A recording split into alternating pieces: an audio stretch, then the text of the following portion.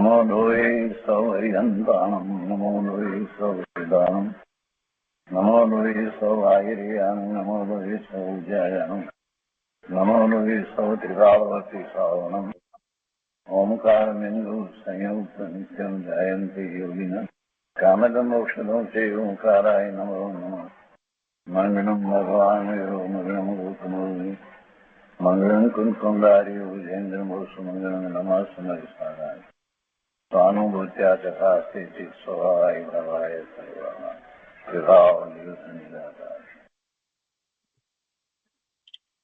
સ્વામી કાર્તિકેય અનુપ્રેક્ષા.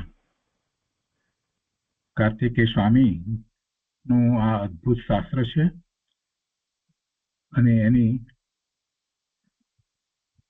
સુખચંદ્રાચાર્ય ભગવાનની ટીકા અને પંડિત જયચંદજી છાબડાના ટીકા ભાવાર્થ સહિત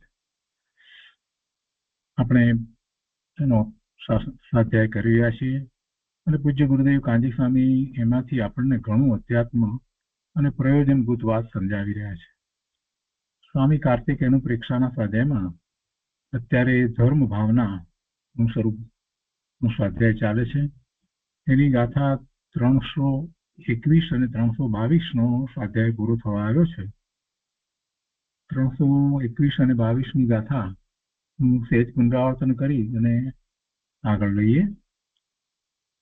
321 અને 22ની ગાથાની અંદર બહુ મહત્વની વાત આચાર્ય ભગવાને કરી કે જે જીવને જે દેશમાં જે કાળમાં જે વિધાનથી જે જન્મ મરણ અને ઉપલક્ષણથી દુઃખ સુખ રોગ દરિદ્રતા આદિ થવું સર્વજ્ઞ દેવે જાણ્યું છે તે એ જ પ્રમાણે નિયમથી થવાનું છે અને તે જે પ્રમાણે થવા યોગ્ય છે તે પ્રાણીને તે જ દેશમાં તે જ કાળમાં તે જ વિધાનથી નિયમથી થાય છે. તેને ઇન્દ્ર કે જિનેન્દ્ર તીર્થંકર દેવ કોઈ પણ અટકાવી શકતા નથી અને એનો પૂજ્ય ગુરુદેવ વિસ્તાર કરી રહ્યા છે. મોટા ભાગનો વિસ્તાર આપણે પૂરો કર્યો છે. હવે આગળ લઈએ છીએ. પાના નંબર 89. સ્વામી કાર્તિકેય અનુપ્રેક્ષા પ્રવચન ભાગ બીજો, પાના નંબર 89. એની ઉપર છેલ્લો પેરેગ્રાફ છે. ગુરુદેવ કહે છે કે સમ્યક દર્શન પર્યાય કે સમ્યક ચારિત્ર પર્યાય જે સમયે થવાની તે જ સમયે થવાની. સમ્યક દર્શન પર્યાય કે સમ્યક ચારિત્ર પર્યાય જે સમયે થવાની તે જ સમયે થવાની. કોઈ એમ કહે કે બસ તો પછી અમારે શું કરવાનું, થવાની હશે ત્યારે થશે, થવાની હશે ત્યારે થશે, અમારે તો કઈ કરવાનું છે નહીં. જો એવું આવ્યું શાસ્ત્રમાં તો આમ જે માને છે બોલે છે એવી માન્યતા કરે છે એ તો સ્થૂળ મિથ્યા દ્રષ્ટિ છે.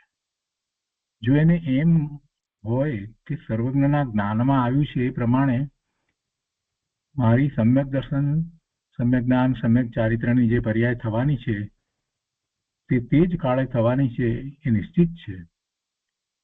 તો એ નિશ્ચિત છે તો એને વિચાર આવે કે તો કાળ અપેક્ષાએ વાત કરવામાં આવી અને જે પર્યાય જે થવાની છે નિયતિ અપેક્ષાએ વાત કરી તો બીજા 3 સમવાય સહિત થશે કે એમને એમ થશે?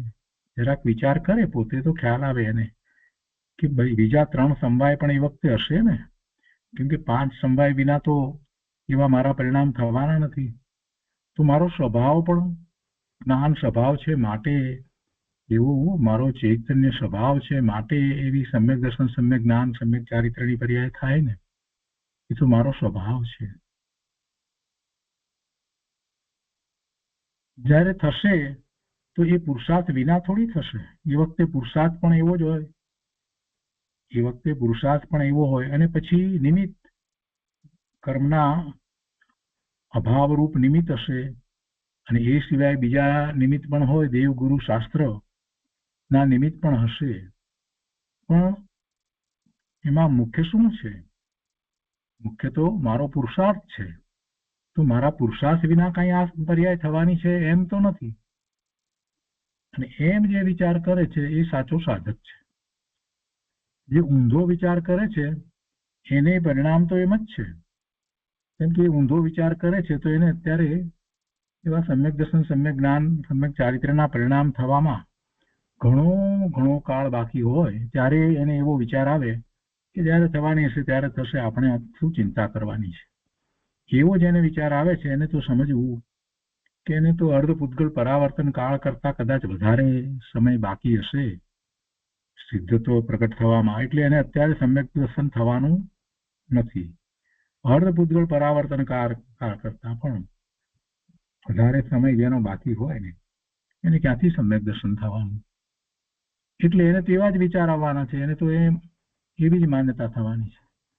પણ જેને આ નિર્ણય થાય છે કે મારી પર્યાય જે થવાની છે તે થવાની છે, નિશ્ચિત છે, પણ એ મારા પુરુષાર્થ પૂર્વક થવાની છે, અને બાકીના જે સમવાય છે એ તો મને ઉપલબ્ધ છે, મારો સ્વભાવ પણ મને ઉપલબ્ધ છે, અને નિમિત્તની કઈ રાહ જોવાની જરૂર નથી. જ્યારે મારો આવો જ સ્વભાવ છે અને મારો પુરુષાર્થ એ જ રીતે ઉપડે છે, હું સ્વનું લક્ષ્ય કરું છું, તો પછી એ પરિણામ થશે. અને જે સમય થશે એ સમય એ કાળની અપેક્ષાથી વાત લીધી છે. અહીંયા તો 5 સમવાયમાં કાળની મુખ્યતાથી વાત કરીએ ત્યારે એમ કહેવાય કે જે સમય થવાની હોય તે સમય થશે, અને ભવિતવ્યની મુખ્યતાથી વાત કરીએ તો એમ કહેવાય કે જે પર્યાય થવાની હશે તે જ થશે. એટલે ક્રમબદ્ધ પર્યાયની અંદર ભવિતવ્ય અને કાળની મુખ્યતાથી વાત કરી છે, પણ એનો અર્થ એવો નથી થતો કે બાકીના 3 સમવાય વિના થશે. પુરુષાર્થની મુખ્યતાથી વાત કરીએ તો આચાર્ય ભગવાન તો આપણને એમ કહે છે કે ભાઈ બાકીના 4 સમવાય તૈયાર જ છે, તારો જ્ઞાન સ્વભાવ છે, પછી તારે બીજું શું જોઈએ છે, પુરુષાર્થ કર ને, પુરુષાર્થ કરીશ એટલે એવા પરિણામ થશે જ. એટલે આખી વસ્તુને જ્યારે 5 સમવાય પૂર્વક સમજવામાં આવે છે ત્યારે ખ્યાલ આવે છે કે પોતે ક્યાં ઊભો છે, પોતાને કેટલો સમય બાકી હશે એનું અનુમાન થઈ જાય છે. પોતાને સમ્યક દર્શન, સમ્યક જ્ઞાન, સમ્યક ચારિત્ર્યના પરિણામ થવામાં હવે કેટલો સમય બાકી હશે એનું અનુમાન જીવને પોતાને જાતે જ થાય છે. કરે મને કેવા વિકલ્પ ઉઠે છે, ઓહો. અહીંયા આ શાસ્ત્રની અંદર જે વાત કરીને જે અપેક્ષાથી વાત સમજાવી રહ્યા છે એના કરતા મને ઊંધા વિકલ્પ ઉઠે છે. ધિક્કાર છે મને, આટલા શાસ્ત્રોનો અભ્યાસ કર્યા પછી મને ઊંધો વિકલ્પ ઉઠે કે જ્યારે થવાની છે ત્યારે ના, એમ હોય નહીં, એ પ્રભુ ક્ષમા કરો, મારું શુદ્ધ સ્વરૂપ છે, હું જ્ઞાન આનંદ સ્વભાવી છું એવો મને નિર્ણય થયો છે આપની દિવ્ય ધ્વનિ દ્વારા, એટલે કે આ શાસ્ત્ર દ્વારા, ગુરુ દ્વારા એવો નિર્ણય થયો છે. એટલે પરમાત્મા હું તો આપની આજ્ઞા અને આમન્યામાં વર્તું છું, અને મને પાક્કો નિર્ણય છે કે 5 સમવાય પૂર્વક મારા પરિણામ જ્યારે થશે ત્યારે મારો એવો જ પુરુષાર્થ હશે. એટલે એવા પુરુષાર્થને હું અત્યારે જ શરૂ કરી દઉં છું, બમણા જોરથી શરૂ કરું છું. આવો વિચાર થવો જોઈએ. સ્વરૂપનું લક્ષ્ય કરતા નિર્મળ પરિણામ થાય છે. આમ વિચાર કરવાનો છે. અહીંયા કહે છે ગુરુદેવ કે સમ્યક દર્શન પર્યાય, સમ્યક ચારિત્ર પર્યાય, જે સમય થવાની તે જ સમય થવાની, આવો નિર્ણય દ્રવ્યની સન્મુખ રહીને કરે છે.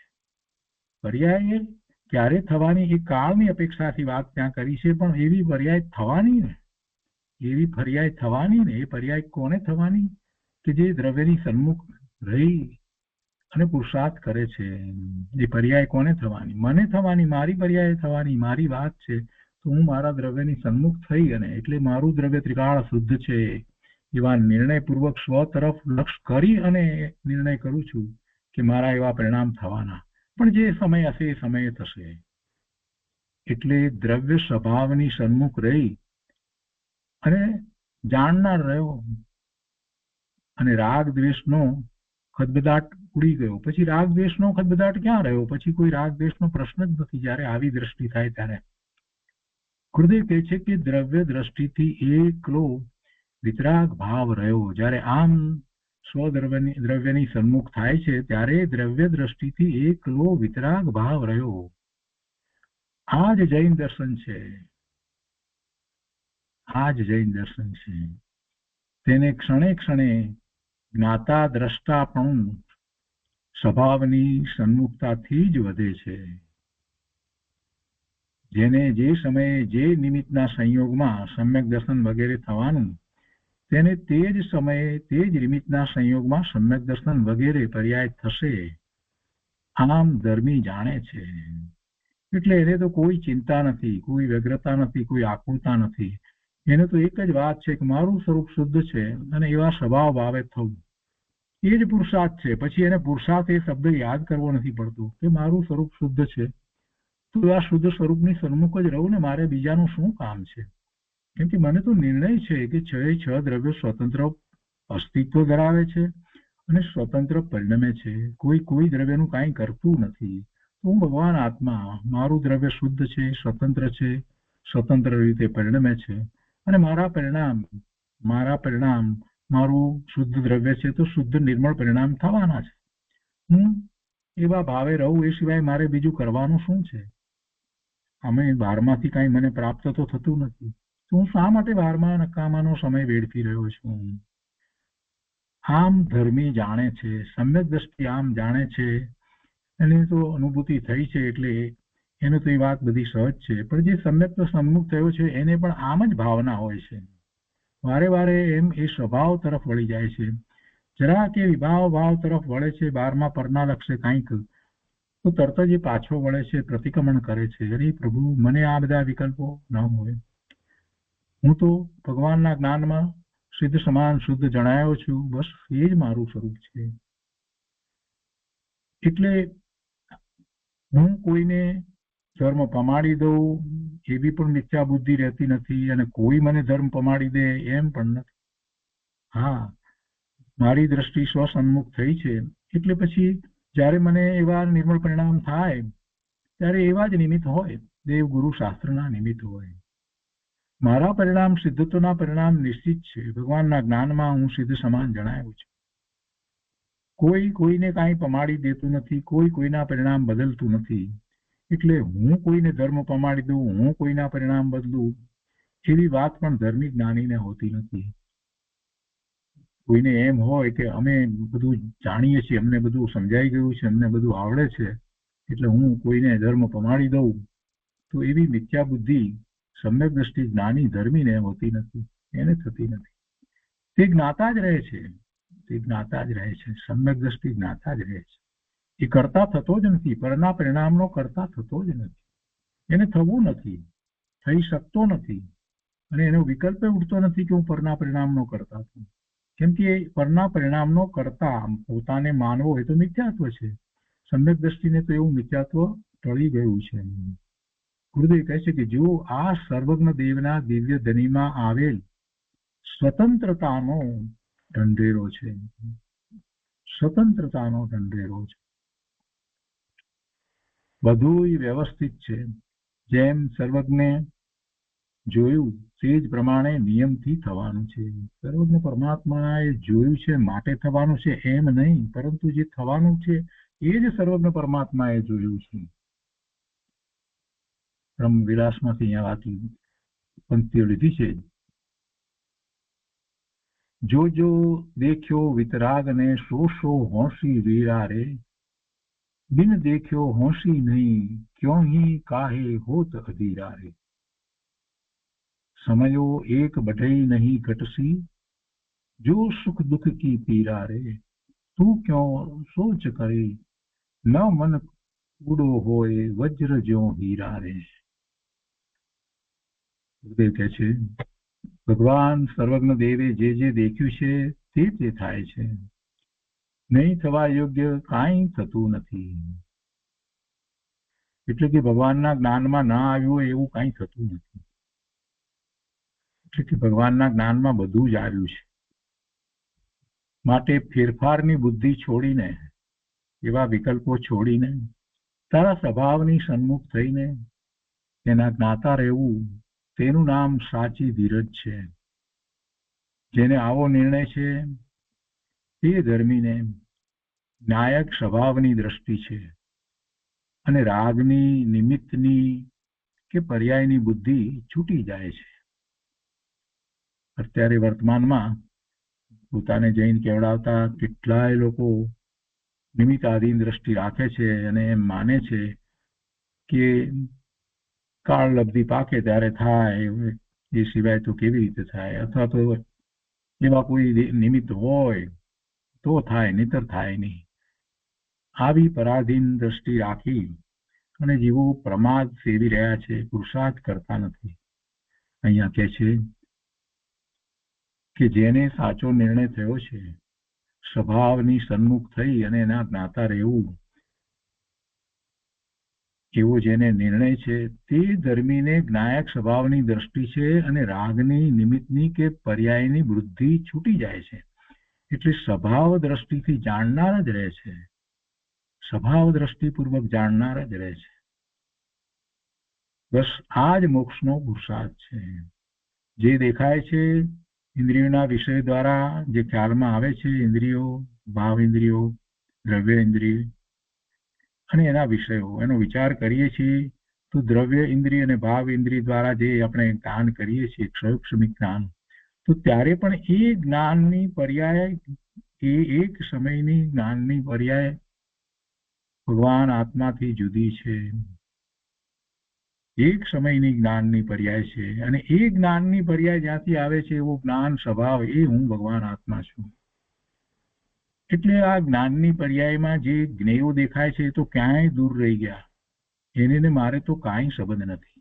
પણ વર્તમાન જ્ઞાનની પર્યાય જે છે, ઇન્દ્રિય દ્વારા જ્ઞાન કરવામાં આવે તો એ જ્ઞાનની પર્યાય એ પણ મારા જ્ઞાન સ્વભાવ ને કારણે એક સમયની એ પર્યાય છે. અને એવી તો અનંત પર્યાયો મારા જ્ઞાન સ્વભાવને કારણે થાય છે. એ જ્ઞાનની પર્યાય છે, સમયે સમયે જ્ઞાનની પર્યાય થાય છે. જે તરફ ઉપયોગ છે એ તરફ, જે તરફ ઉપયોગ છે એ તરફ એ જુએ છે, એટલે એને એવી જ્ઞાનની પર્યાય થાય છે. અને હવે જયારે એ જ્ઞાનની પર્યાય એવી થઈ છે તો એની સાથે એ જોડાઈ જાય, જે જુએ છે જ્ઞાન થયું, જે પર્યાય એક સમયની પર્યાયમાં બાહ્યમાં પરમાં ઉપયોગ છે, તો બહારનું જ્ઞાન જે થયું, તો એ જ્ઞાન સાથે જોડાઈ અને એ પર્યાય પ્રમાણે એ આગળ વધે કે આમ દેખાય છે એ જ મારું સ્વરૂપ છે, એવી ઊંધી વિચારણા કરીને અથવા તો એમાં હું છું એમ કરી અને શુભાશુભ ભાવે થાય, એ એનો દોષ છે. જ્ઞાનની પર્યાય એમ કહેતી નથી કે તું વિભાવ ભાવે થા, પણ જીવને ભાવ તો સતત ચાલ્યા જ કરે છે ને. જીવના ભાવ ક્યાં અટકે છે? એ ભાવ જ્યારે ચાલી રહ્યા છે, સતત ચાલી રહ્યા છે, એ વખતે એનો જ્ઞાન દર્શનનો ઉપયોગ પર તરફ છે, તો પછી એના ભાવ એ પરલક્ષિત ભાવ થાય છે. પણ જ્ઞાનની પર્યાય એ વખતે પણ એના જે પરલક્ષે થતા શુભાશુભ ભાવ છે એનાથી એ વખતે પણ જુદી છે. આ ક્ષયોક્ષમિક જ્ઞાનની પર્યાય છે. ભાવ ઇન્દ્રિય છે એ માત્ર એને કહે છે કે આ છે, પણ એ વખતે એના જે ભાવ ચાલી રહ્યા છે એમાં એને ફેરફાર કરવાનું કઈ કહે છે, એવું તો વસ્તુ સ્વરૂપ જ નથી. જો જરાક પાછો ફરે તો એને ખ્યાલ આવે કે આ તો જ્ઞાન સ્વભાવ છે, પરને જાણવાનો સ્વભાવ છે, એટલે પર જણાય છે. મારે કઈ એ પરના ભાવે થવાની જરૂર નથી, પરનું લક્ષ્ય કરીને મારો ભાવ બદલવાની જરૂર નથી. એમ કરી અને પોતાના ઉપયોગને સ્વ તરફ વાળે, પોતાના ઉપયોગને સ્વ તરફ વાળે તો સાચો પુરુષાર્થ કરી શકે છે.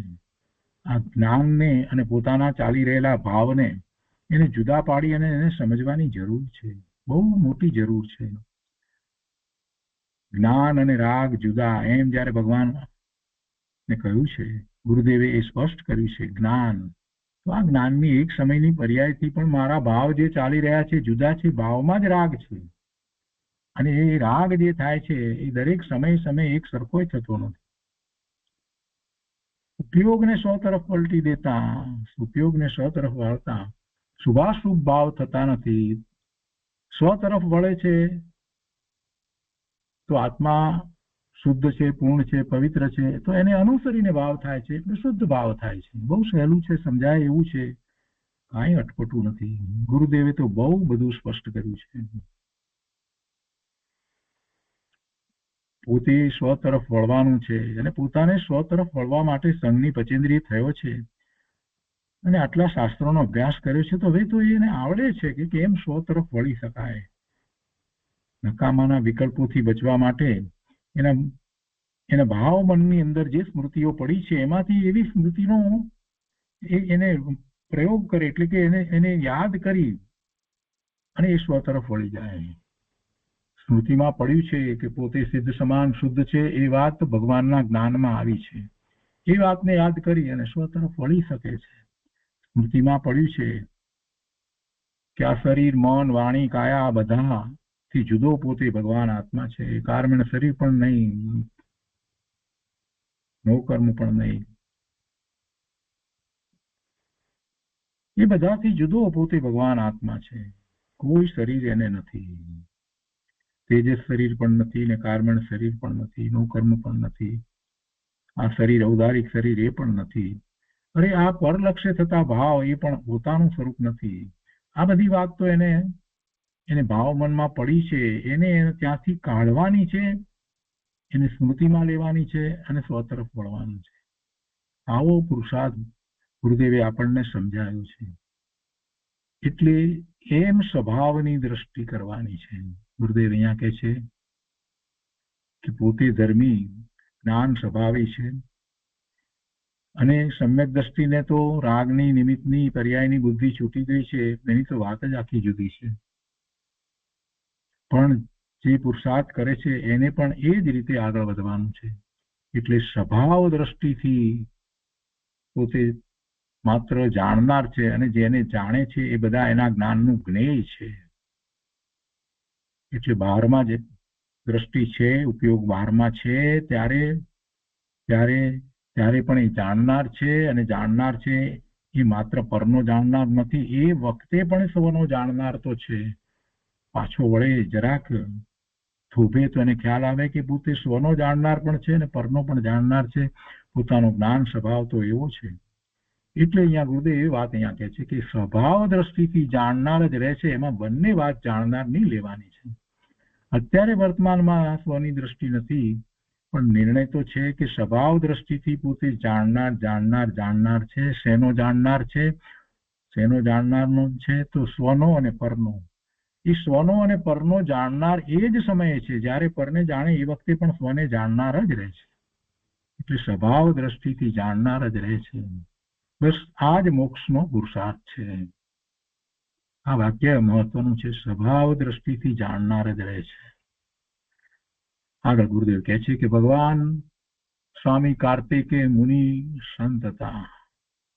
6ઠા 7મા ગુણસ્થાને ઝૂલતા હતા. આનંદ સાગરમાં મસ્ત હતા, આનંદમાં હતા. નગ્ન દિગંબર અડોલ વૃત્તિના ધારક હતા. તેમને વિકલ્પ ઉઠતા આ શાસ્ત્ર રચાઈ ગયું છે. તેમાં કહે છે કે અહો સર્વજ્ઞ દેવે જેવું દેખ્યું તેવું જ દ્રવ્ય ક્ષેત્ર કાળ ભાવમાં થાય છે.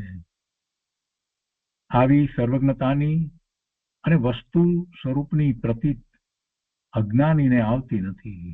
ગુરુદેવ કહે છે કે આવી સર્વજ્ઞતાની અને વસ્તુ સ્વરૂપની પ્રતીત અજ્ઞાનીને આવતી નથી. આચાર્ય ભગવાનને તો એ લાગ્યું એટલે એમણે તો એ વાત કરી દીધી. એમણે તો કહ્યું, એમને તો લખ્યું, જણાવ્યું કે સર્વજ્ઞ દેવે જેવું દેખ્યું તેવું જ દ્રવ્ય ક્ષેત્ર કાળ ભાવમાં થાય છે. અને એટલે તો આ 321મી ને 322મી ગાથા લખી એમણે. પણ ગુરુદેવ અહીંયા કહે છે કે આવી સર્વજ્ઞતાની અને વસ્તુ સ્વરૂપની પ્રતીત અજ્ઞાનીને આવતી નથી.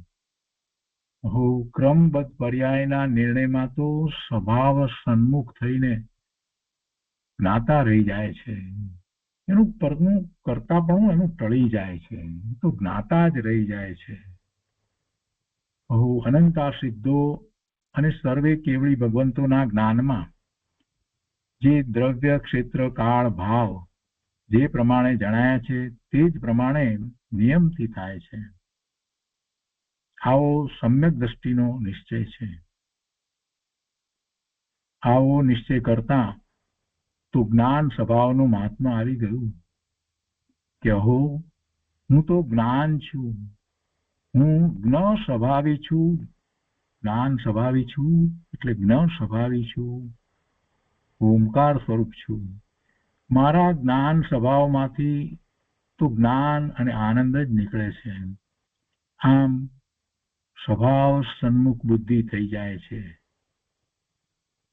જે જીવ આવો વસ્તુ સ્વરૂપનો નિર્ણય કરે છે તે સમ્યક દ્રષ્ટિ છે. જે જીવ આવો વસ્તુ સ્વરૂપનો નિર્ણય કરે છે તે સમ્યક દ્રષ્ટિ છે. અને જે જીવ સંદેહ કરે છે તે મિથ્યા દ્રષ્ટિ છે. સમ્યક દ્રષ્ટિને કોઈ સંદેહ હોતા નથી. એ નિશંકતિ છે, એને કોઈ શંકા હોતી નથી. પણ જે જીવ સંદેહ કરે છે, શંકા કરે છે, તે મિથ્યા દ્રષ્ટિ છે. તેને સર્વજ્ઞની પ્રતીત નથી. સર્વજ્ઞની સાચી શ્રદ્ધા એને નથી. એ બોલે છે પણ એને નથી. જ્ઞાન સ્વભાવની પ્રતીત નથી. સંતોની કે આગમની પણ પ્રતીત નથી. ભગવાનની જ પ્રતીત નથી તો પછી જીનવાણીની પ્રતીત ક્યાંથી હોય? ભગવાનની પ્રતીત નથી અને સર્વજ્ઞની પ્રતીત નથી. સર્વજ્ઞને એ માનતો નથી તો પછી સર્વજ્ઞની વાણી, જીનવાણી, આગમ અને આ શાસ્ત્રો એની એને શ્રદ્ધા ક્યાંથી હોય? માત્ર એ બોલે છે. ગુરુદેવ કહે છે કે જો જ્ઞાતા દ્રષ્ટા સ્વભાવની અદ્ભુતતા, કેવી વાત આવી અહીંયા. 321 અને 322 ગાથાની અંદર આચાર્ય ભગવાને બે ગાથામાં તો ઘણી બધી વાત કરી દીધી. આ જીવને વિચાર કરતો મૂકી દે છે. પરિણામ જે થવા યોગ્ય છે તે થાય છે. કોઈ એને ફેરવી નથી શકતું. અને કેટલું બધું સ્પષ્ટ કર્યું. દ્રવ્ય ક્ષેત્ર કાળ ભાવથી, જે વિધાનથી, જ્યાં જે ક્ષણે અને જે એ જ રીતે પાછું એ જ વિધાનથી એમ જ થાય છે પરિણામ. આખું ગાથાની અંદર વિસ્તારથી વાત કરી. બે ગાથા લઈને વાત કરી દીધી. ગુરુદેવ કહે છે કે જ્ઞાતા દ્રષ્ટા સ્વભાવની અદ્ભુતતા અહીંયા તો બતાવી દીધી છે કે તમે આવો નિર્ણય કરો છો, જે આ બે ગાથામાં કહેવામાં આવ્યું એ પ્રમાણે સાચો સમજી એવું ચિંતન કરો છો તો તમારી દ્રષ્ટિ સ્વભાવ તરફ જાય છે. અને જેને સ્વભાવ તો પોતાનો જ્ઞાન સ્વભાવ છે, સ્વ પર પ્રકાશક સ્વભાવ છે, અને એની જયારે શ્રદ્ધા થાય છે તેને એવી જ અનુભૂતિ થાય છે.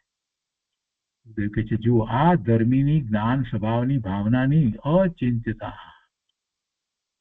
ભાવાર્થમાં કહે છે સર્વજ્ઞ દેવ સર્વ દ્રવ્ય ક્ષેત્ર કાળ ભાવની અવસ્થાને જાણે છે અને સર્વજ્ઞના જ્ઞાનમાં જે પ્રતિભાસ્યું છે તે જ નિયમથી થાય છે. પણ તેમાં અધિક હીન કાંઈ થતું નથી એમ સમ્યક દ્રષ્ટિ વિચારે છે, જાણે છે, શ્રદ્ધે છે, એમ જ એને પ્રતીત છે.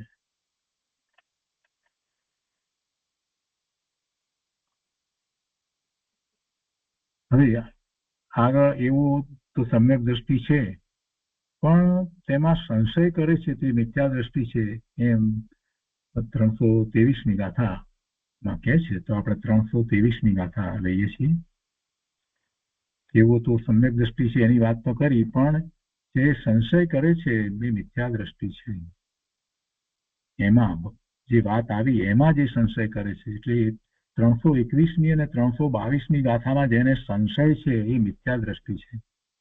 321ની અને 322ની ગાથાને વારંવાર વિચારી અને નિર્ણય કરવો કે આ ગાથામાં જે કહેવાયું છે એનો મને નિર્ણય છે. પહેલી વાત તો એ સાથે હું સંમત છું. જો હું સંમત નથી તો શા માટે સંમત નથી? શા માટે સંમત નથી? અને મારા જે પ્રશ્નો એ બાબત એ સંબંધીના છે, એ સંબંધીની મને જે શંકા છે એના મારે સમાધાનો કરવા જ જોઈએ. કેમ કે આવા આચાર્ય ભગવાને જયારે આવી બે ગાથા કહી તો એમાં કોઈ સંશય કરવાનું કારણ હોઈ શકે નહીં. મને સંશય થાય છે એ મારો દોષ છે, મારી અણસમજ છે, મારી અણાવડત છે, મારું મિથ્યાત્વ છે. ફરીને વિચારું. પણ જ્યાં સુધી 321 અને 322 એ બે ગાથાનો પાક્કો નિર્ણય ન થાય, પાક્કો નિર્ણય એટલે બીજો કોઈ પણ આવીને પોતાને ફેરવી ન શકે એવો નિર્ણય ન થાય ત્યાં સુધી એના ઉપર ફરીને વિચારવું. કેમ કે એમાં જો શંકા રહી ગઈ તો સર્વજ્ઞને માન્યા જ નથી, સર્વજ્ઞતાનો સ્વીકાર કર્યો જ નથી. અને સર્વજ્ઞતાનો સ્વીકાર કર્યા વિના સર્વજ્ઞને માન્યા વિના પોતાના સ્વરૂપની પ્રાપ્તિ કેવી રીતે થશે, શાશ્વત સુખની પ્રાપ્તિ કેવી રીતે થશે? એટલે એ તો સમ્યક દ્રષ્ટિ છે, જેને એવો નિર્ણય થયો છે 321 અને 322ની ગાથાની અંદર જે વાત કરી, એ વાતને ફરી ફરીને વાંચવાની, ફરી ફરીને વિચારવાની, એને તો એટલી બધી દ્રઢ કરી લેવાની અને એના ઉપર અંદર ચિંતન કરવાનું, અંદર જે ડાયલોગ કરવા પડે એ કરવાના, શા માટે, કેમ, આમ તેમ બધું જે કરવું એ કરીને પછી એમાંથી બહાર આવવાનું, એવી રીતે બહાર આવવાનું કે બસ હવે કોઈ મને ફેરવી ન શકે. પણ એમાં હજી જો શંકા કાંઈ પણ રહી તો અહીંયા કહે છે કે એ મિથ્યા દ્રષ્ટિ છે. તો એની ગાથા અહીંયા કહે છે 323મી ગાથા. સંસ્કૃતમાં ગાથા આ રીતે છે: એવમ ય નિશ્ચયતઃ જાનાતિ દ્રવ્યાણિ સર્વ પર્યાયાન સ સદ્દ્રષ્ટિ શુદ્ધ ય સંકતેશ સ્ફુટમ ઉદ્રષ્ટિ. 323મી ગાથાના અર્થમાં કહે છે કે એ પ્રમાણે નિશ્ચયથી સર્વ જીવ, ઉદ્ગળ, ધર્મ, અધર્મ એટલે ધર્માસ્તિકાય, અધર્માસ્તિકાય, આકાશ અને કાળ એ 6 દ્રવ્યોને તથા તે દ્રવ્યોની સર્વ પર્યાયોને સર્વજ્ઞના આગમ અનુસાર જે જાણે છે, શ્રદ્ધાન કરે છે, તે શુદ્ધ સમ્યક દ્રષ્ટિ છે. તથા જે એ પ્રમાણે શ્રદ્ધાન નથી કરતો પણ તેમાં શંકા સંદેહ કરે છે, તે સર્વજ્ઞના આગમથી પ્રતિકૂળ છે, પ્રગટપણે મિથ્યા દ્રષ્ટિ છે. કેટલી મોટી વાત કરી દીધી કે ભાઈ તું ફરી વિચાર કર, 6 દ્રવ્યનો વિચાર કર, 6 દ્રવ્યના અસ્તિત્વનો વિચાર કર, એના પરિણમનનો વિચાર કર કે જે પરિણમન દરેક સમયે સમયે એ દ્રવ્ય પોતે જાતે કરી રહ્યું છે, એને બીજું કોઈ દ્રવ્ય કરાવતું નથી, બીજાને કારણે એનું પરિણમન થતું નથી. 6 દ્રવ્યોનું અસ્તિત્વ એ ત્રિકાળ છે અને એનું પરિણમન પોતાથી જ સ્વયં થઈ રહ્યું છે. અને એ પરિણમન દરેક સમયની પર્યાય, 3 લોકની, 3 કાળની એક સર્વજ્ઞ પરમાત્માના જ્ઞાનમાં એક સાથે દેખાય છે, એક સાથે દેખાય છે. એટલે તો આપણે એમને સર્વજ્ઞ કહીએ છીએ. જ્ઞેય માત્રને જે દેખે છે, જાણે છે, તે સર્વજ્ઞ પરમાત્મા છે. એ વાતનું શ્રદ્ધાન કર. 6 દ્રવ્યથી આગળ વધી અને બધું જ શ્રદ્ધાન કરીશ તો સમજાઈ જશે કે વસ્તુ સ્વરૂપ કેવું છે. અને એવી જયારે શ્રદ્ધા થશે ત્યારે જે પરિણામો થઈ રહ્યા છે એ પરિણામોમાં ફેરફાર કરવાની બુદ્ધિ ટળી જશે અને પોતાના પરિણામ તરફ એની દ્રષ્ટિ જશે. વર્તમાનમાં અનંત કાળથી એ પરનું લક્ષ્ય કરી અને જે પરિણામ કરતો આવ્યો છે ને, એ પરિણામ ક્ષણિક છે અને પોતાના ત્રિકાળી ઉપાદાન કારણ જે શુદ્ધ પોતાનું સ્વરૂપ એને અનુસરીને નથી થતા, એ વાત સમજતા વાર નહીં લાગે. પછી સમજાઈ જશે કરી મારા પરિણામ જે શુદ્ધ નિર્મળ જે થઈ રહ્યા છે તો વર્તમાનમાં પણ થઈ રહ્યા છે. નિર્મળ પરિણામ એમ જ થઈ રહ્યા છે, અંદરમાં જે ચાલી રહ્યું છે તે કારણ શુદ્ધ પર્યાય એનું લક્ષ્ય કરતા એ પ્રગટ થાય છે. આ બધી વાત પછી બરાબર સમજાઈ જશે, પકડાઈ જશે. એને પુરુષાર્થ કરવાની જરૂર છે. અને જો આમાં એ પ્રમાદ સેવશે, આવો નિર્ણય નહીં કરે, આવા ચિંતન નહીં કરે, આ ગાથાઓમાં જે કહેવાયું છે એને માન્ય નહીં કરે, એને સ્વીકારશે નહીં, એની શ્રદ્ધા નહીં કરે, તો એ સર્વજ્ઞના આગમથી પ્રતિકૂળ છે અને પ્રગટપણે મિથ્યા દ્રષ્ટિ છે.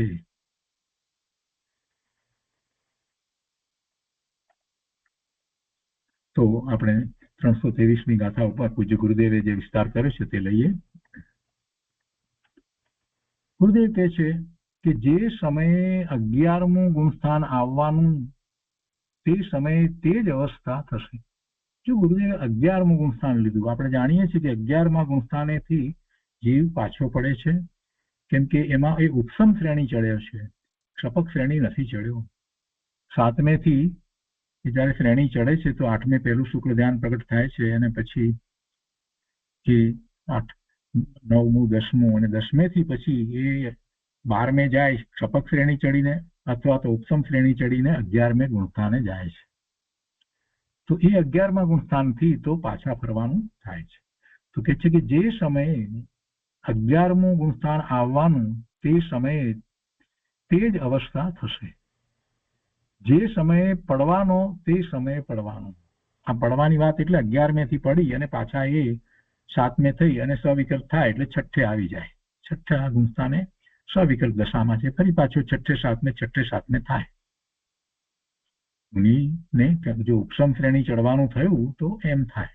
એટલે કે છે કે જે સમયે પડવાનો એટલે આ 11મેથી 11મે કેટલો સમય રહે એટલે 11મેથી એ ફરી પાછા એ 7મે ને 7મેથી છઠ્ઠે આવી જાય છે. એટલે જે સમયે પડવાનો તે સમયે પડવાનો, તેમાં ફેરફાર થાય નહીં. આ તો બહુ મોટી વાત, ઊંચી વાત ગુરુદેવે કરી. આટલી બધી વાત, એમાં ફેરફાર થાય નહીં.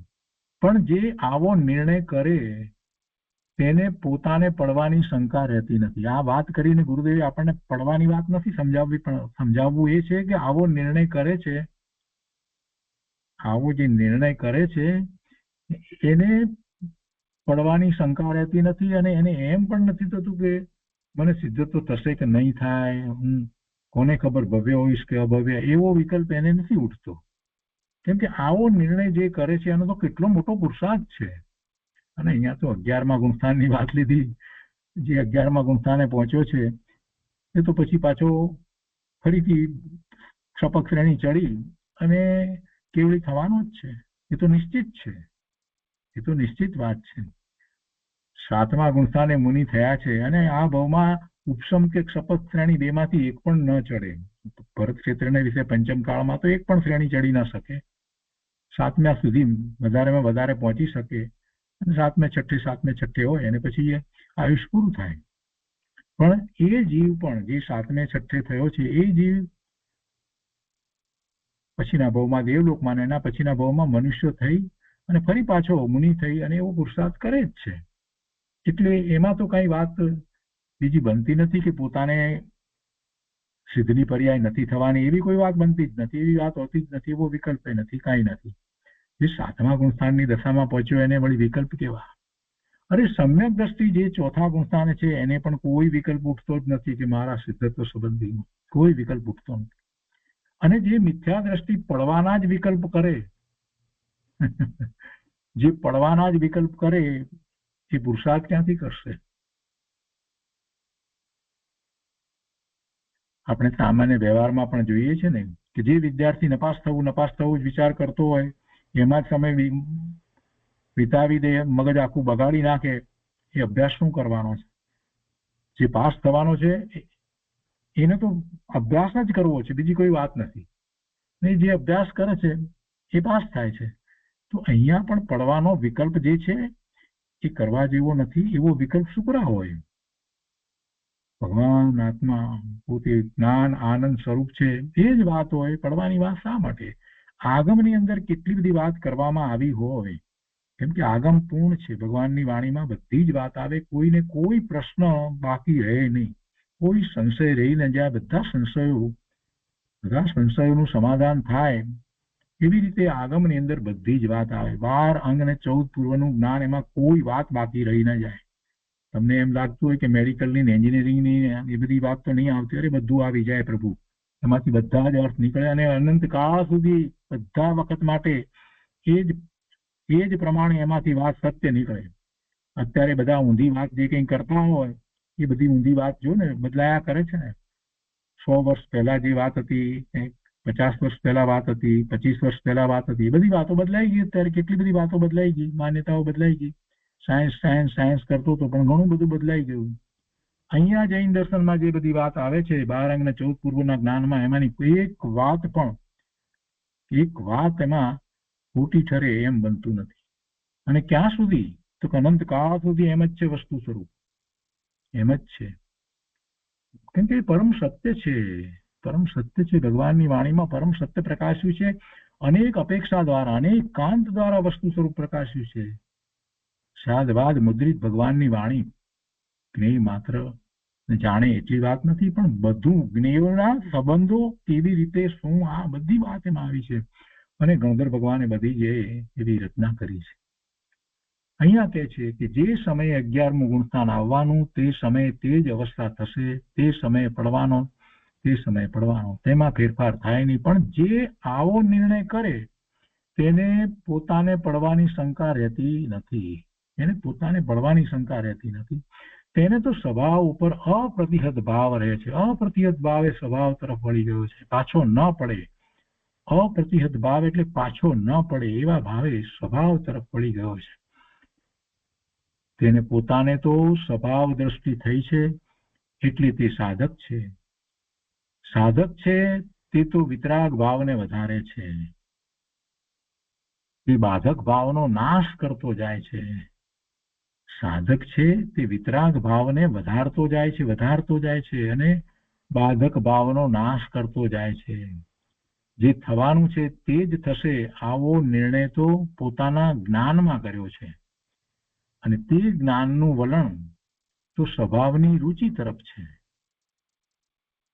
આ નિર્ણય કર્યો એને જો આવો જે નિર્ણય કર્યો જેને જે થવાનું હશે તે થશે એવો જેને નિર્ણય સાચો થયો હોય તો સાચો નિર્ણય થયો છે એનું એ જ્ઞાનમાં એ નિર્ણય જો થયો છે તો પછી જ્ઞાનનું વલણ તો સ્વભાવની રુચિ તરફ છે, તો સ્વભાવ તરફ જ વળે.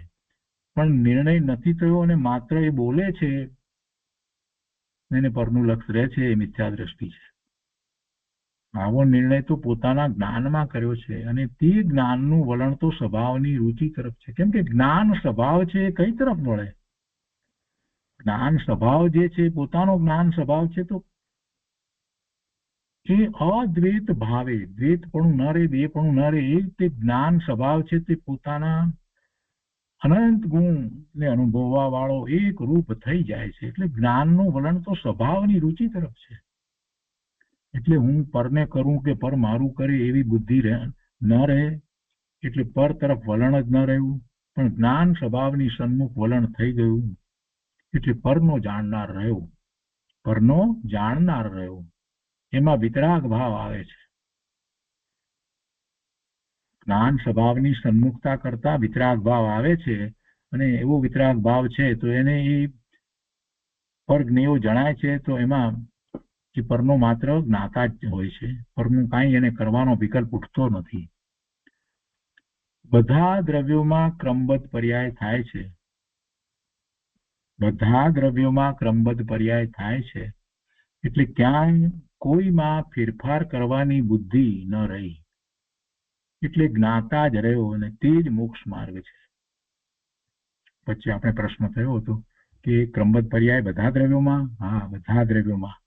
જગત આખું વ્યવસ્થિત પરિણમી રહ્યું છે એટલે 6 દ્રવ્યો રહ્યા છે. નહીતર તો 6 ને બદલે કેટલાય દ્રવ્યો થઈ ગયા, અથવા તો 6 દ્રવ્યોમાંથી ઓછા થઈ ગયા હોત, અથવા તો કેટલાય દ્રવ્યોનો નાશ થયો હોત, કંઈક થયું હોત. પણ એમ થયું નથી. એટલે 6 દ્રવ્ય સ્વતંત્ર અસ્તિત્વ ધરાવે અને સ્વતંત્ર પરિણમે. અને એ પરિણમન એનું ક્રમબદ્ધ છે. કે છે કે બધા દ્રવ્યોમાં ક્રમબદ્ધ પર્યાય થાય છે. એટલે ક્યાંય કોઈમાં ફેરફાર કરવાની બુદ્ધિ ન રહી. એટલે જ્ઞાતા જ રહ્યો અને તે જ મોક્ષ માર્ગ છે. આ જ્ઞાતાપણું, પોતાનું જ્ઞાતાપણું. અને જ્ઞાતા એ પરને માત્ર જાણે છે અને સ્વને જાણે છે તો સ્વ સાથે એક રૂપ થઈ તન્મય થઈ અને જાણે છે એટલે અનુભૂતિ છે. પરને જાણે છે તો પરથી પોતે જુદો રહી અને અરીસાની જેમ જાણે છે. અરીસો સામે રહેલા જે પદાર્થો જે છે એમાં ઘૂસતો નથી કે પેલા પદાર્થો અરીસામાં ઘૂસતા નથી, માત્ર પ્રતિબિંબિત થાય છે. એવી રીતે આ જ્ઞાન સ્વભાવ જ્યારે પરને જાણે છે તો પર જ્ઞેયો એમાં પ્રતિબિંબિત થાય છે. આ જ્ઞાન એ ત્યાં પર જ્ઞેયોમાં જતું નથી કે પર જ્ઞેયો જ્ઞાનમાં ઘૂસતા નથી. પણ સ્વને જાણે છે તો સ્વ સાથે તે તન્મય થઈને જાણે છે. જાણે છે એટલે જ અનુભૂતિ કરે છે. આ મોક્ષ માર્ગ છે. ગુરુદેવ કહે છે કે જો ગૌતમ સ્વામી આવ્યા માટે ભગવાનની વાણી છૂટી, એમ નથી. સર્વજ્ઞ દેવે તે જ સમયે વાણી નીકળવાનું પહેલેથી જાણ્યું હતું. કેટલી સરસ વાત મૂકી ગુરુદેવે. સર્વજ્ઞ દેવે તે જ સમયે વાણી નીકળવાનું પહેલેથી જાણ્યું હતું. તે વાણી તેના પરમાણુના કાળે છૂટી છે. ભગવાનને કારણે કે ગૌતમ સ્વામીને કારણે વાણી નીકળી નથી. અરે અમે તો એમ કહીએ છીએ કે ઋષભદેવ ભગવાનના જ્ઞાનમાં પણ એ આવ્યું હતું કે આ વર્ધમાન મહાવીર સ્વામી ભગવાન તીર્થંકર એમની વાણી 66 દિવસ પછી છૂટશે.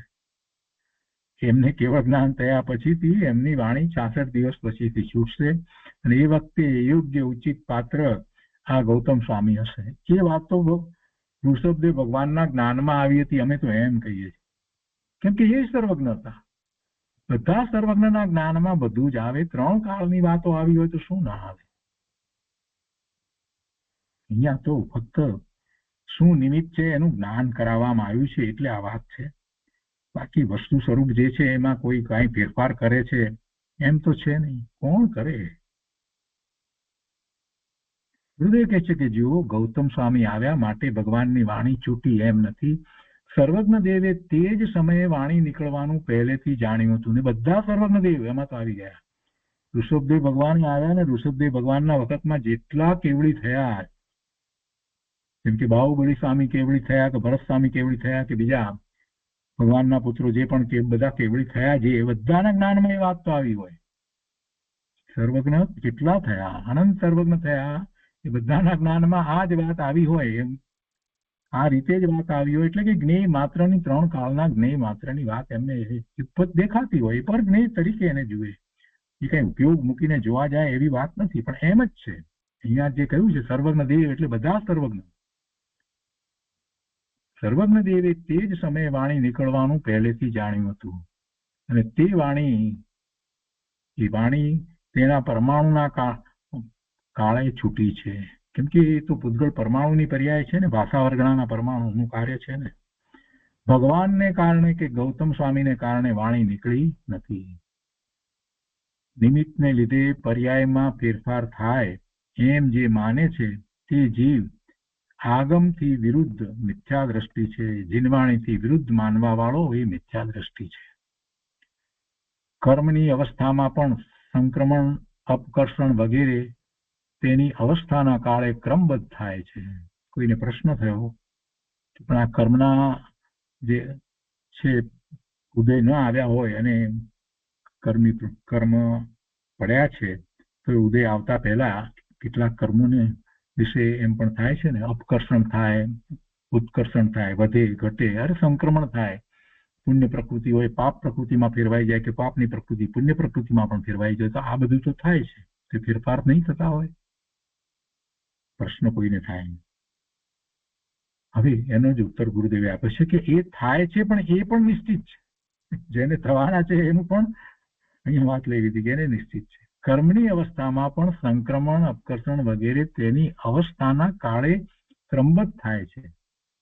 જે જીવને પેલા કર્મની પ્રકૃતિ એવી બંધાઈ છે, પાપની પ્રકૃતિ બંધાઈ ગઈ છે અને પછી એનું અપકર્ષણ થઈ અને પાપની પ્રકૃતિ ઘટી જાય કે જ્યારે એનો ઉદય આવે ત્યારે બહુ સામાન્ય ઉદય આવે.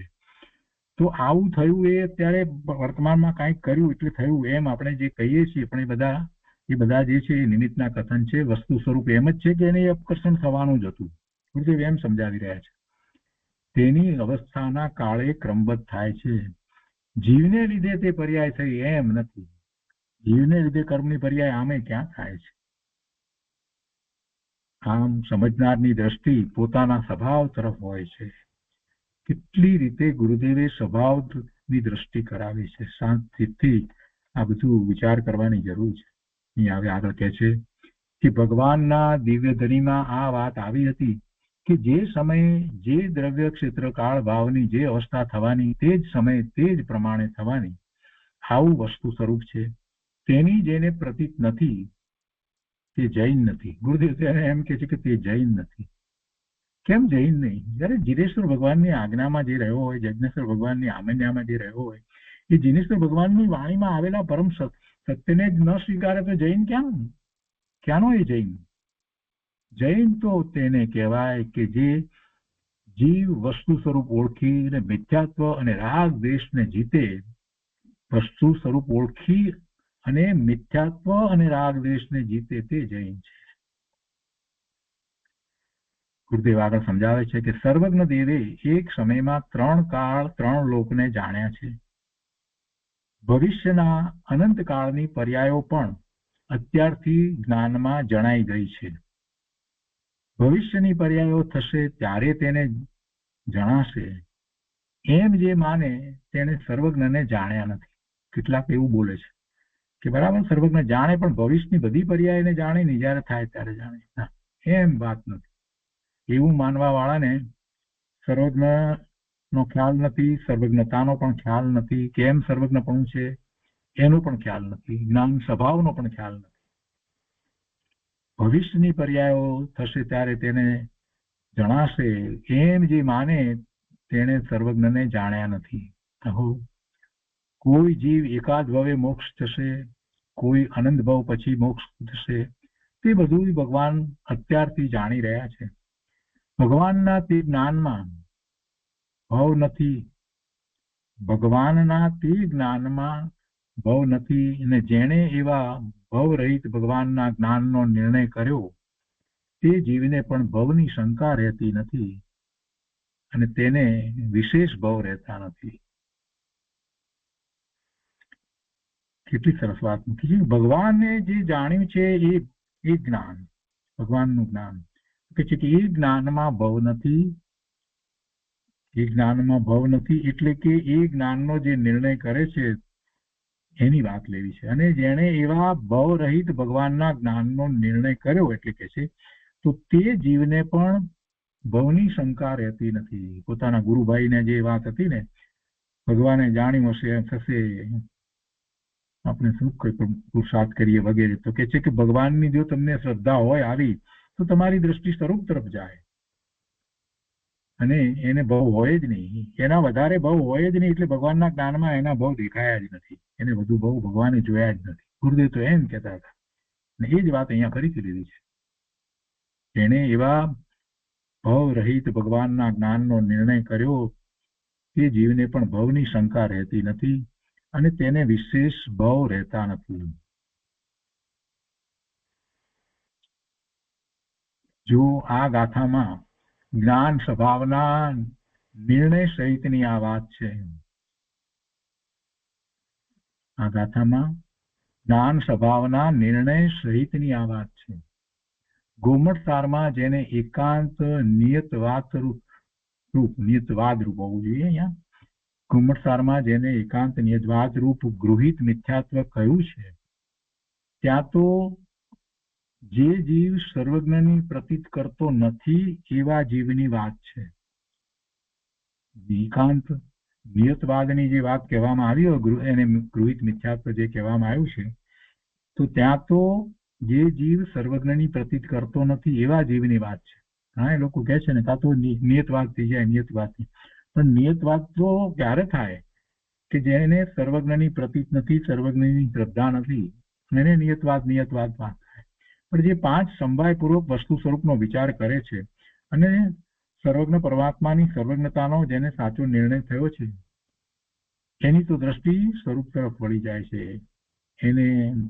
એને તો કોઈ મિથ્યાત્વ પણ નથી, એને નિશ્ચય આભાસ પણ નથી, કોઈ એકાંત નિયતવાદ પણ નથી કે ગૃહિત મિથ્યાત્વનો પ્રસંગ પણ આવતો નથી. અહીં તો સર્વજ્ઞના ને જ્ઞાન સ્વભાવના નિર્ણય સહિત સમ્યક દ્રષ્ટિ જીવના ચિંતવનની વાત છે. કુમરસારની વાત કઈ રીતે છે એ સમજાવ્યા પછી ગુરુદેવ કહે છે કે અહીંયા તો સર્વજ્ઞના અને જ્ઞાન સ્વભાવના નિર્ણય સહિત સમ્યક દ્રષ્ટિ જીવના ચિંતવનની વાત છે. અહો દિગંબર સંતોનો કોઈ પણ ગ્રંથ લેવો તે આત્માને ચૈતન્ય સ્વભાવમાં થંભાવી દે છે. બહુ સરસ વાત છે. સાચી રીતે સમજીએ તો વસ્તુ સ્વરૂપ એમ જ છે. ગુરુદેવ આગળ કહે છે, સર્વજ્ઞ દેવે જે સમયે જે પર્યાય દેખી છે તે જ સમયે તે જ પર્યાય થાય છે. ત્યાં અજ્ઞાનીને એમ લાગે છે કે પુરુષાર્થ ઉડી જાય છે. અજ્ઞાનીને એમ લાગે છે કે પુરુષાર્થ ઉડી જાય છે, પણ તે મૂળ જીવને જ્ઞાન સ્વભાવનો પુરુષાર્થ ભાસતો નથી. પોતાના જ્ઞાન સ્વભાવનો એમાં પુરુષાર્થ છે એ વાત જ એને ખ્યાલ નથી આવતી. એને પુરુષાર્થનું સ્વરૂપ ખબર નથી. પુરુષાર્થ તો જ્ઞાન સ્વભાવના નિર્ણયમાં પુરુષાર્થ છે. જ્ઞાન સ્વભાવનો પુરુષાર્થ એને ખબર નથી એટલે એને એમ લાગે કે પુરુષાર્થ ઉડી જાય. આવો જ્ઞાન સ્વભાવની સન્મુખ થઈ અને જ્ઞાતા દ્રષ્ટા રહ્યો, તે જ વિતરાગતા અને કેવળ જ્ઞાનનો પંથ છે, તે જ પુરુષાર્થ છે. જેણે આવો નિર્ણય કર્યો તેને સમ્યક દર્શન થયા વિના રહે નહીં. સર્વજ્ઞનો જ્ઞાન સ્વભાવ શક્તિએ અને વ્યક્તિએ પૂર્ણ છે. સર્વજ્ઞને તો એની વ્યક્તતા પૂર્ણપણે છે, અને શક્તિએ તો છે, તો શક્તિએ તો મને પણ છે. સર્વજ્ઞનો જ્ઞાન સ્વભાવ શક્તિ અને વ્યક્તિએ પૂર્ણ છે, તેમ મારો સ્વભાવ પણ પરિપૂર્ણ છે. શક્તિ એ પરિપૂર્ણ છે, વ્યક્તતા નથી.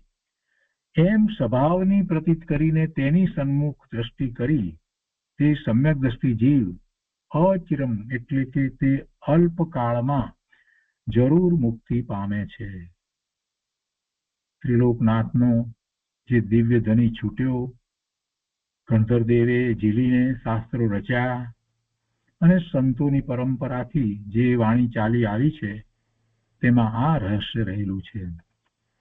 વાણીના કાળે વાણી નીકળે છે અને વિકલ્પના કાળે વિકલ્પ આવે છે, પણ ધર્મી જીવને સમ્યક દ્રષ્ટિ ધર્મી જીવને સ્વભાવની દ્રષ્ટિ છે, ને આ જે કંઈ છે એનો તો એક જ્ઞાતા છે.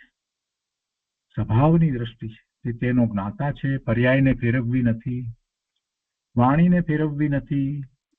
અંતરના જ્ઞાન સ્વભાવનો જેને નિર્ણય કર્યો તે જીવ નિયમથી મોક્ષગામી છે, ને જેને આવી પ્રતીત નથી તે જીવ પ્રગટ મિથ્યા દ્રષ્ટિ છે. માટે વસ્તુ સ્વરૂપનો નિર્ણય કરીને જ્ઞાન સ્વભાવની સન્મુખ દ્રષ્ટિથી વિતરાગ ભાવે જ્ઞાતા દ્રષ્ટા રહેવું તે જ મોક્ષનું કારણ છે. અપ્રતિહત પુરુષાર્થ પ્રેરક શ્રી સદગુરુદેવનો જય હો. સદધર્મ વૃદ્ધિકારક ગુરુવાણીનો જય હો. અને પછી છેલ્લી વાત ગુરુદેવ કહે છે, ગાથા 321, 322 અને 323 આખા જૈન દર્શનનો સાર મૂકી દીધો છે. તેવા યથાર્થ વસ્તુ સ્વરૂપને જે માને છે તે શુદ્ધ સમ્યક દ્રષ્ટિ છે, જે 321, 322 કહ્યું એ પ્રમાણે, અને 323 શંકાની વાત લીધી એટલે કહે છે કે નહીં, તેમાં સંદેહ કરે છે તે મિથ્યા દ્રષ્ટિ છે. તો એ રીતે ગાથા 323 સુધીનો સ્વાધ્યાય અહીંયા પૂરો થાય છે. આજનો સ્વાધ્યાય અહીંયા સુધી રાખીએ છીએ.